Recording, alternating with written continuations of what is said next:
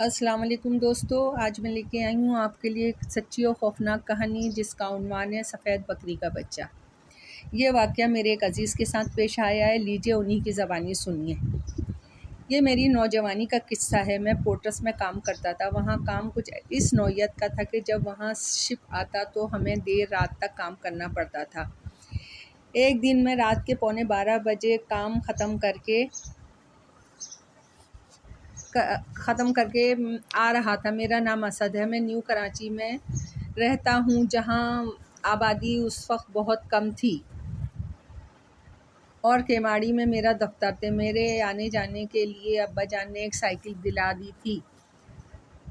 इस पर घर से दफ्तर और दफ्तर से घर जाता था। एक सर्दियों की सर्द रात थी। हवाएं तेज़ चल रही थीं, जिस्म में घुस रही थी। रात 11:15 बजे मैं काम ख़त्म करके अपने घर की तरफ आ रहा था।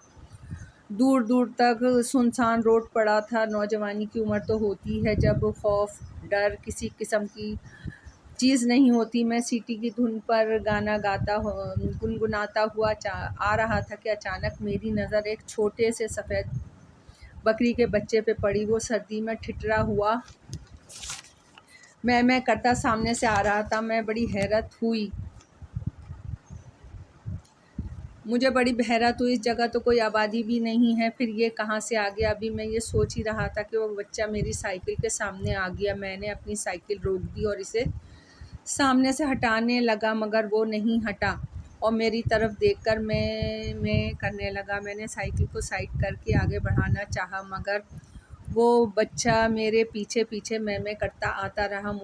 मुझे इस पर तरस आ गया। सर्दी भी तो बहुत थी और मैंने सोचा हो सकता है दिन में कोई जानवरों को ले जाने वाली गाड़ी गुजरी होगी। ये बच्चा यकीनन इस ही में से गिरा होगा, वरना यहाँ तो कोई आबादी ही नहीं है। चलो मैं ही इसे ले चलता हूँ, घर में पाल लूँगा। ये सोच के मैंने इस बच्चे को अपनी साइकिल के आगे बिठा लिया।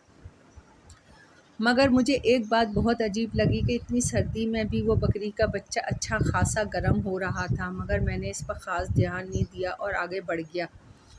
कुछ ही देर गुजरी थी कि मुझे अपनी साइकिल पे वज़न महसूस हुआ और साइकिल कुछ डगमगाने लगी। मैंने सोचा शायद साइकिल का पंक्चर हो गया है, इसलिए साइकिल डगमगाने लगी। ये सोच के मैंने साइकिल रोकी और नीचे देखा तो मेरी रूह लरज़ गई।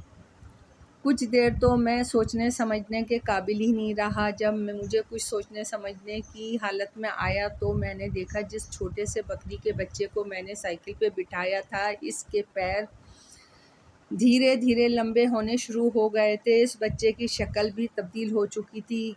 वो किसी खौफनाक बला की तरह दिख रहा था। मैंने साइकिल को एक तरफ फेंका और आयतल कुर्सी पढ़ते हुए दौड़ लगा दी। पीछे पलट कर भी नहीं देखा। पीछे से मुझे खौफनाक हंसने की आवाज़ें आ रही थी। मैं ना जाने कैसे घर तक पहुंचा। दूसरे दिन मुझे बुखार हो गया। जब मैंने अपने अब्बा को ये वाक़या सुनाया, अब्बा एक आमिल को ले आए। उन्होंने मेरे पर दम किया और उन्होंने बताया कि वो बकरी का बच्चा दरअसल एक चुड़ैल थी। वो तो अच्छा हुआ बच्चे ने आयतुल कुर्सी पढ़ना शुरू कर दी, वरना वो चुड़ैल इसको मार देती।